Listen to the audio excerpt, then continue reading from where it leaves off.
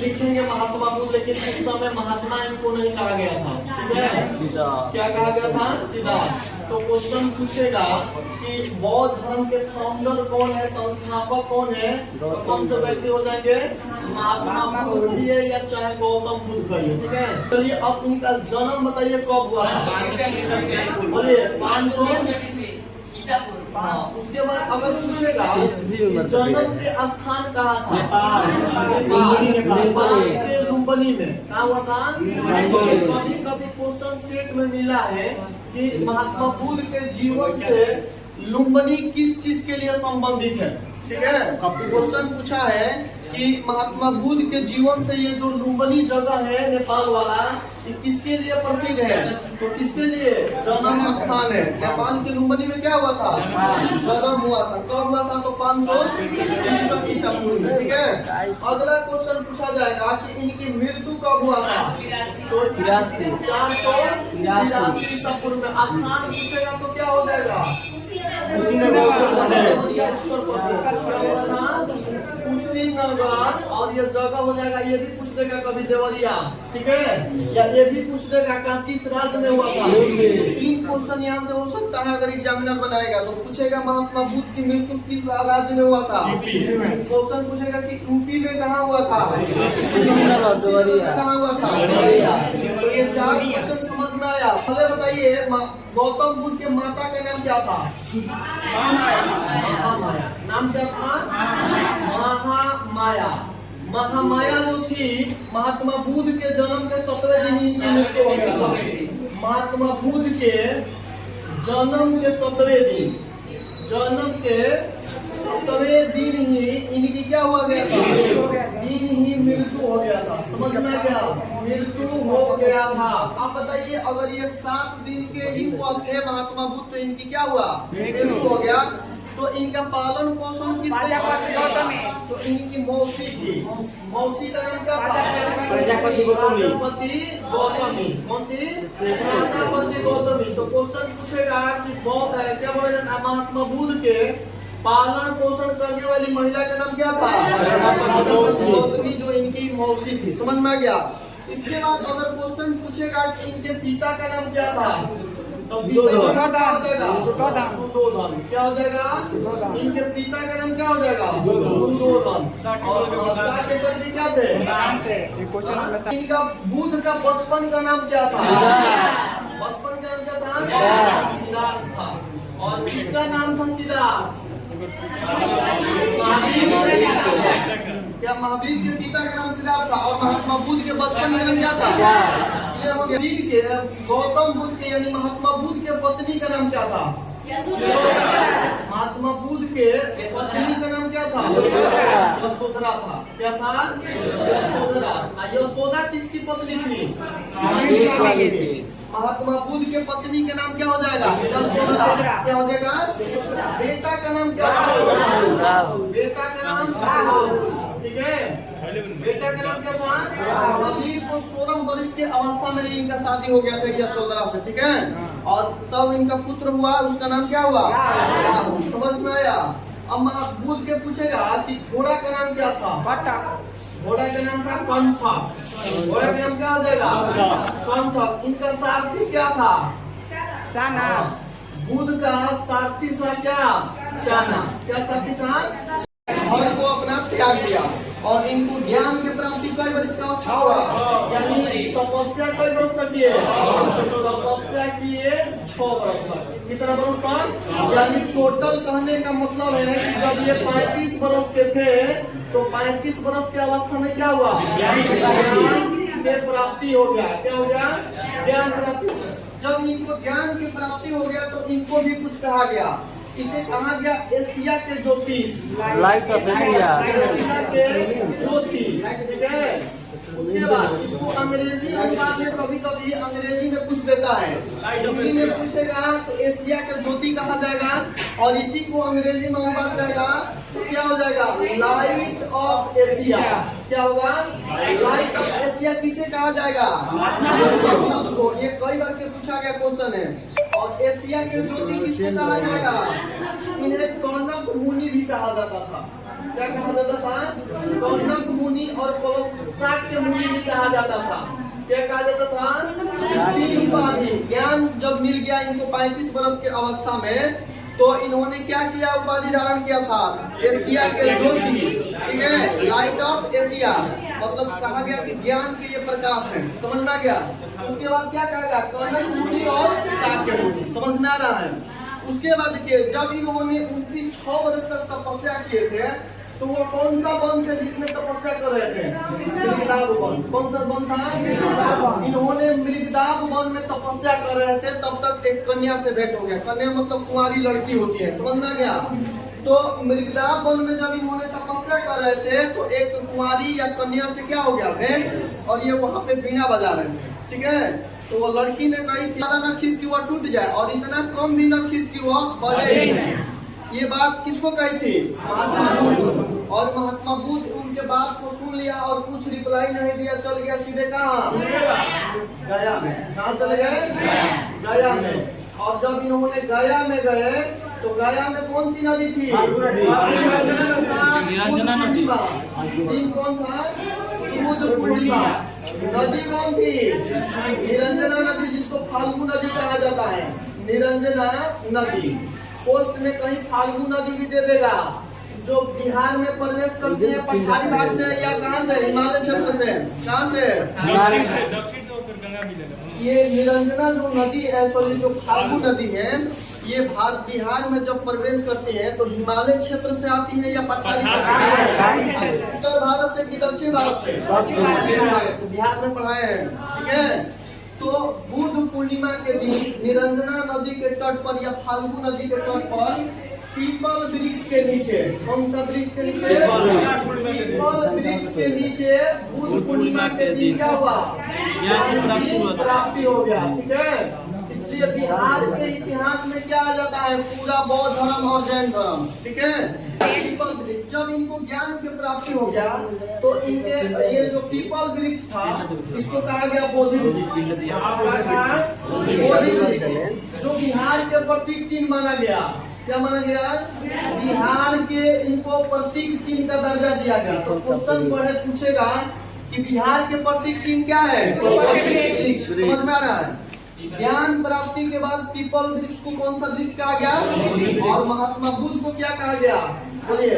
महात्मा बुद्ध को पहले सिद्धार्थ नाम था, और उनके नाम से पहले क्या लगा दिया गया? महात्मा बुद्ध, ठीक है। और बुद्ध के मतलब क्या होता है? प्रबुद्ध या ज्ञानी व्यक्ति। क्या होता है? प्रबुद्ध या ज्ञानी व्यक्ति। हाँ, सारनाथ। और सारनाथ में 5 मित्रों को उपदेश दिए। कई मित्रों को? 5 मित्रों को उपदेश दिए। समझ गया?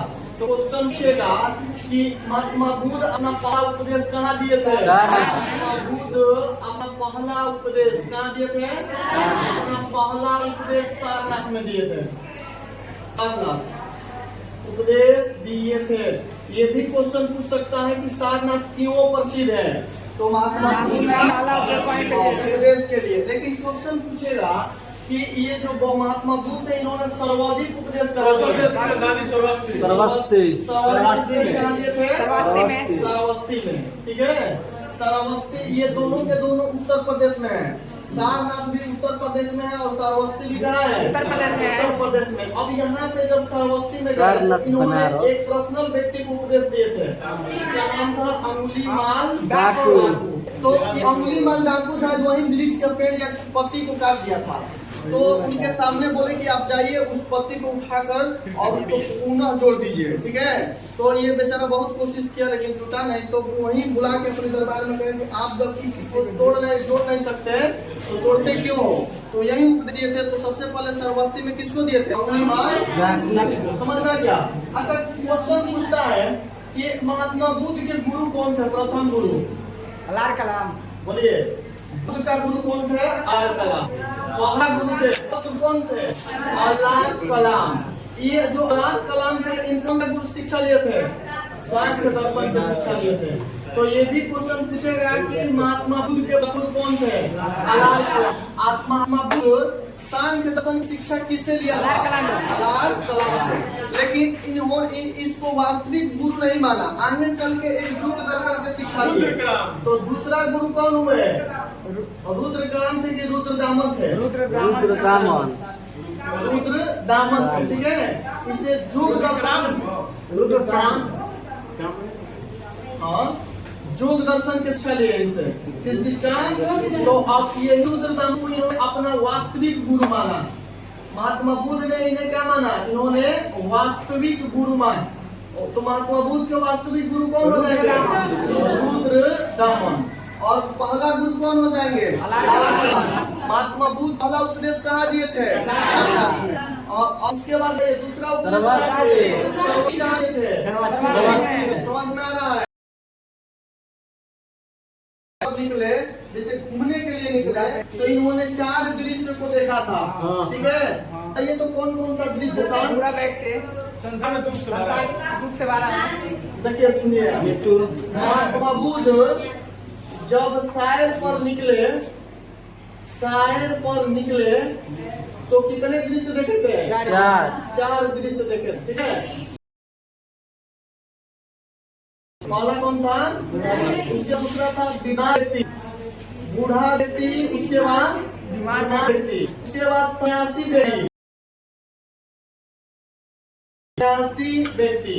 तो बूढ़ा व्यक्ति, बीमार व्यक्ति, सन्यासी व्यक्ति और 100 को देखे थे। 100 मतलब क्या होता है? क्या होता है? मरे व्यक्ति। बुद्ध जब घूमने के लिए निकले थे तो कई दृश्य देखे। अब समझना, बोलिए। देखिए इन्होंने 4 बात बताए थे, 4 बोले थे, तो महाचार बोले थे, कुरान धर्म दिए थे। तो इन्होंने 4 कथन कहे, ठीक है। दुख से भरा क्या कहा है? पहला कथन में इन्होंने कहा, इनकी 4 कथन जो थी, इसमें पहला कथन था कि संसार दुख से भरा है। संसार किस चीज से भरा है? दुख से। पहला कथन में क्या कहा था? कि संसार दुख से भरा है।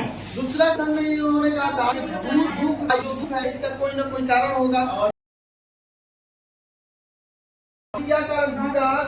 दुख का कोई ना कोई कारण है, कोई ना कोई कारण है, ठीक है। इन्होंने बताया कि वो कारण कौन सा था। तो कहा कि सारे दुख कारण क्या है? कारण है इच्छा। देखिए जब तक आपके मन में इच्छा है, जब तक आपके मन में किसी चीज की इच्छा नहीं होगी, वह बात से दुख नहीं होगा, ठीक है। हम ये बनेंगे, वे बनेंगे, सब इच्छा है, और इसी के बदौलत ही क्या होता है? दुख होता है। तो कहा क्या कहता है कि संसार दुख से भरा है। कोई इस दुख का कोई ना कोई।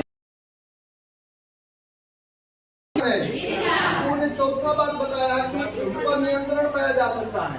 इच्छा पर क्या पाया जाता है? इच्छा पर नियंत्रण पाया जा सकता है। नियंत्रण पाया, जो व्यक्ति अपनी इच्छा पर नियंत्रण रखते हैं वही व्यक्ति आगे चल के विद्वान होते हैं। विद्वान माने ये सब डाकुओं को नहीं, उसको अपनी इच्छा पर होता है। अब जैसे मान लीजिए कि बड़े बड़े जो लोग हैं, अब बताइए इन लोगों की इच्छा कुछ होती है, उन लोगों की इच्छा होती तो सब साधु में बहुत सारा पैसा वो सब लूट लेते हैं, ठीक है। लेकिन क्या करते हैं? उन्होंने दूसरे के हिसाब से पैसा उसे जुटाते हैं, यज्ञ करते हैं, पुण्य की काम करते हैं और बस दूसरे जगह पलायन कर जाते हैं। तो इसलिए 4 कथन दिया था। क्या क्या था? इसके लिए इन्होंने क्या बताया था? 8 मार्ग बताया था। क्या बताया था? 8 मार्ग बताया। इसे क्या कहा जाता है? क्या कहा जाता है? अष्टांगिक मार्ग। तो कौन पूछेगा कि अष्टांगिक मार्ग किसने दिया? क्या दिए थे?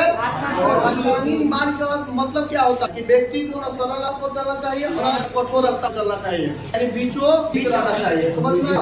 तो अष्टांगिक मार्ग का मतलब हुआ कि न सरल रास्ता पे चलना, रास्ता पर चलना, और न ही कठोर रास्ता पे चलना, और न ही कौन सा रास्ता पर चलना?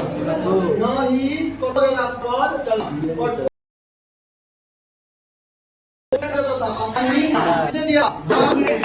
तो महावीर अपने जीवन में 4 को कथन कहे थे, और गौतम भी अपने जीवन में जो 4 कथन थे वो चारों समझ में आ गया।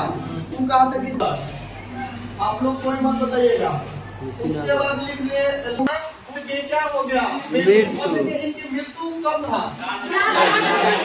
483 संपूर्ण में, ठीक है। कई वर्ष की अवस्था में जगह का नाम क्या था? उत्तर प्रदेश में कुशीनगर। अब इनका व्रत था, जब ये तपस्या कर रहे थे तो इनके जो गुरु थे, कौन गुरु?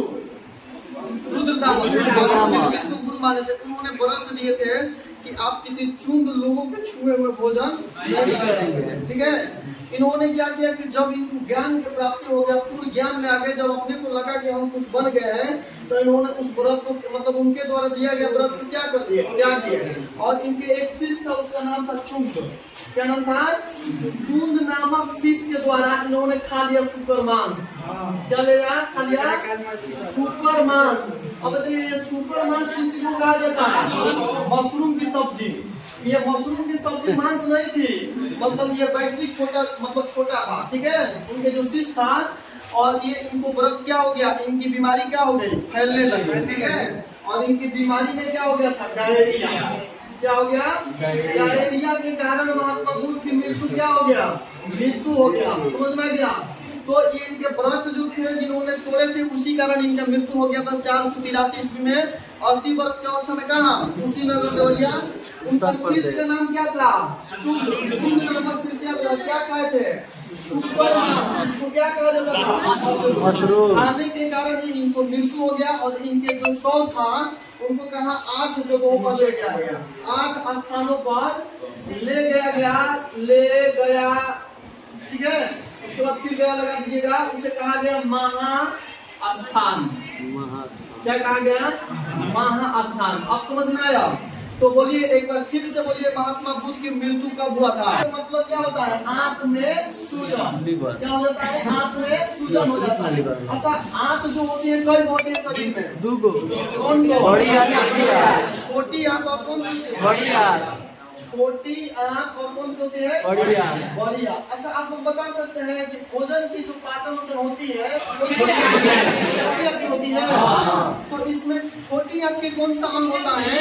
जब हम लोग मुख गुहा के द्वारा जब भोजन को पीस देते हैं और म्यूकासा द्रव्य जब मिल के भोजन गीला हो जाता है, तो वो नली में पसारने का काम करता है। छोटी आंत की कौन सी भाग है? बोलिए। ऑप्शन है जेजुनम, जेजुनम, इलियम। बताइए। इनमें से दोनों होता है, जेजुनम और जेजुनम। एक को इसको बोलते हैं पकवास है, ठीक है। जेजुनम का जेजुनम हिना में, इलियम का इलियम हिना। इन दोनों का काम होता है भोजन को पसारना। जब पाचन पढ़ाएंगे ना, तो पूरा शरीर के फिगर बना के पढ़ाएंगे।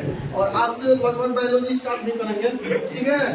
तो छोटी। अच्छा, ये मानो देखिए, एक बार बिहार पुलिस के क्वेश्चन में हम गलती करके आए थे। यही क्वेश्चन पूछा था कि मानो अगर आहार नाल के सबसे लंबी भाग क्या था, ठीक है। हम पूरा क्लियर पढ़ के गए थे छोटी आंत, लेकिन इसका नाम चेंज करके दे दिया था क्षुद्रांत। क्या दिया था? कहीं पढ़वे नहीं किया क्षुद्रांत क्या होगा, मान लिए गलती।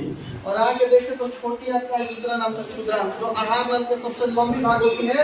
इसकी लंबाई होती है 2.25 मीटर और इसकी लंबाई कितना होती है? 1.5 मीटर। छोटी आंत भोजन के पाचन और अवशोषण दोनों का काम करती है, और बड़ी आंत जल का क्या करते हैं? अवशोषण, ठीक है। आगे चल के पढ़ाएंगे तो याद रखिएगा, इसको आहार नल की सबसे लंबी भाग होती है, जिसकी लंबाई कितना होती है? 6.5 मीटर। इसको क्षुद्रांत भी कहा जाता है। तो समझ में आ गया? अब देखिए, इसके बाद जब महावीर गौतम बुद्ध का जब मृत्यु हो गया, तो बौद्ध धर्म 4 भागों में बट गया, ठीक है। मतलब बौद्ध धर्म 4 भाग में नहीं बटा, इसके 4 को बैठक हुए, ठीक है। जैसे पिता के मृत्यु के बाद जो होता है ना, सब लोग अलग हो जाते हैं। उसी तरह महावीर थे जो बौद्ध धर्म के फाउंडर थे, इनका जब मृत्यु हुआ, 4 बौद्ध संगत दिया हुआ, जिससे बहुत सारे क्वेश्चन पूछता है। इसमें याद करना है और अभी भी पूछेंगे पढ़ा के, इसलिए ध्यान से पढ़ना है। प्रथम बौद्ध संगति, बौद्ध संगति की सबसे पहले ईस्वी याद कीजिए। पहले 2 लिख लीजिएगा, लिख लेने दीजिए। तीसरा, दूसरा बौद्ध संगति और तीसरा बौद्ध संगति, और चौथा बौद्ध संगति। यही ना चल था, चौथा बौद्ध संगति। देखिए, ये चार को ऐसे नाम भी नहीं लिख सकते हो, 1 2 3 4 भी लिख सकते हो, ठीक है। सबसे पहला क्वेश्चन है कि ये चारों का इसमें याद करना है। पहला बात में क्या करना है, पहला कब हुआ था, दूसरा कब हुआ था, तीसरा कब हुआ था और चौथा कब हुआ था। इसमें भी पूछा जाता है मिलान करने के लिए। तो पहला कब हुआ था 483, इसे सही काउंट कीजिए 200, कहीं 55 भी देता है और कहीं 50 भी देना है। और ये ईसा के प्रथम शताब्दी में हुआ था, ईसा के प्रथम शताब्दी। अच्छा, अब ये तो 4 को हो गया, इसमें मिलान करने के लिए इसमें देगा तो पहला क्या हो जाएगा, पहला बहुत शताब्दी कब हुई थी, दूसरा कब हुई थी, तीसरा कब हुई थी, चौथा कब हुई थी। चारों के स्थान मैच करने के लिए क्या देता है, पहला राजगीर में, पहला क्या था राजगीर के बारे में बताए थे। बिहार में राजगीर किसके लिए फेमस है, गरम जलकुंड के लिए। यहाँ कौन सा गरम जलकुंड पाया जाता है, ब्रह्मकुंड, सबसे ज्यादा गर्म होता है। तापमान कितना है, तो राजगीर हो गया। दूसरा क्या हो जाएगा, वैशाली, क्या हुआ, पाटलिपुत्र,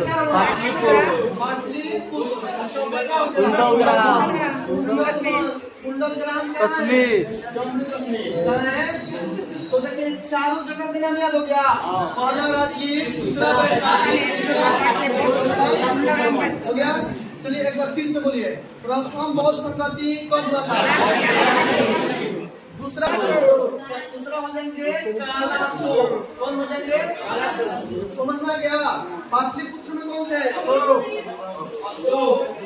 नेक्स्ट में कौन थे, में कौन थे, कनिष्क। समझ में आया चारों। बोलिए पहला बौद्ध संगति कहाँ हुआ था, राजगीर, दूसरा कहाँ हुआ था, तीसरा, चौथा, पहला के अध्यक्ष, दूसरा के, तीसरा के, चौथा के, याद हो गया। कौन सा ये अध्यक्ष होगा, शासक के अध्यक्ष है, देख लीजिएगा अध्यक्ष होगा कि शासक। मतलब पहला बौद्ध संगति के अध्यक्ष कौन हो जाएंगे, महाकश्यप, महाकश्यप, ठीक है, महाकश्यप, ठीक है। और उसके बाद क्या हो जाएगा, सबकमीर, क्या हो जाएंगे, सबकमीर। ये कौन हो जाएंगे, मंगलीपुत्र, कौन है, ये कौन हो जाएंगे, समझ में आया। तो देखिए ये जो के पहला कौन हो जाएंगे, अध्यक्ष, शासक पहला का, और अध्यक्ष कौन हो जाएंगे, नहीं याद होगा तो आंतरिक रख लीजिएगा, ठीक है, आजकल मार्केट में है। और से क्या हो जाएंगे, आजाद, और से क्या हो जाएगा, महाकश्यप। दोनों नाम याद रहेगा और कभी एग्जाम में दिक्कत नहीं होगा। नहीं तो ये होता है दिक्कत, यहाँ पे कौन मारा जाए, ये अध्यक्ष शासक में दिक्कत हो जाता है। तो याद रखिएगा, आम और से हो जाएगा अजात शत्रु, मौत से हो जाएगा महाकश्यप। उसके बाद दूसरा के लिए याद रखिएगा काश, ठीक है, काश या आम पाका होता, ठीक है। काश से क्या हो जाएगा, काश से क्या हो जाएगा, सबका मीर, क्या हो जाएंगे, सबका मीर। और ये तो याद हो जाएगा, अशोक है पाटलिपुत्र वाला। और क्या हो जाएंगे, याद हो गया। फिर अगर आप आम याद रख सकते हैं, ठीक है, आम काश आम, ठीक है, और से अशोक, आगमो से पाटलिपुत्र, ठीक है। और कब हो जाएगा ये क से, याद हो गया। तो अब बोलिए ये चारों अगर मिटा के पूछ देंगे तो किसी को दिक्कत होगा। चौथा बौद्ध संगति के बाद बौद्ध धर्म कई भागों में बट गया, दो भागों में बट गया, यानी पूरा बौद्ध धर्म का ही विभाजन हो गया। कौन था, के बाद दूसरा क्या, महायान। देखिए अब ये पूछेगा कि जैन धर्म कितने वर्गों में बटा था, दो, कौन कौन, बौद्ध धर्म, जैन धर्म। जैन धर्म कई भाग में था, कौन कौन, भद्रवाद, ये कई भाग में थे, दो भाग में। हिनयान शाखा क्यों थी, प्रसिद्ध थी, ये महात्मा बुद्ध के विचार को नहीं बदलते थे। ये महात्मा बुद्ध के विचार को नहीं बदलते थे, ठीक है, ये विचार को नहीं बदलते थे, नहीं बदलते थे। इसे क्या कहा गया, बदलते थे, इसे विज्ञान शाखा कहा गया। और ये समय समय पर ये जो थे ये समय समय पर बौद्ध धर्म के विचारों को क्या करते थे? बौद्ध धर्म के विचार को क्या करते थे? विचार को बदलते थे, विचार को बदलते थे। तो वह कौन सी शाखा थी जो महात्मा बुद्ध के विचार को मानते थे? और कौन सी शाखा थी जो नहीं मानते थे? आगे चल के महायान भी दो वर्गों में बट गया।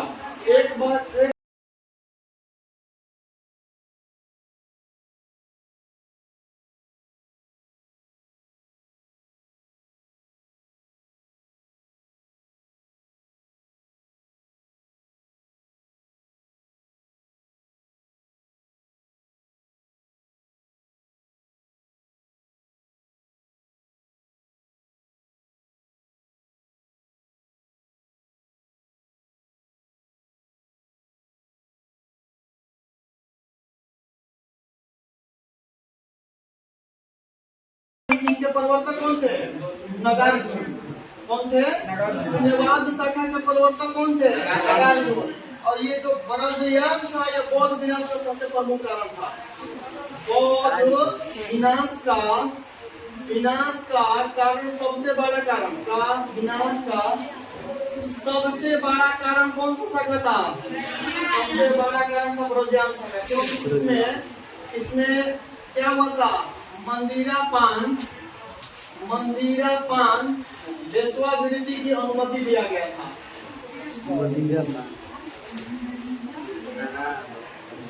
अनुमति दिया गया था। तो अब समझ में आ गया। तो चौथी बौद्ध संगति के बाद बौद्ध धर्म कई वर्गों में बंटा? कौन? हिनयान कौन थे? मतलब हिनयान कौन थे? जैसे इस्लाम धर्म में शिया और सुन्नी हो जाएंगे, ठीक है। उसके बाद महायान कौन थे? जो नहीं मानते थे, बात पे उसको चेंज कर देते थे। आगे चल के ये भी दो वर्गों में बटा। कौन कौन?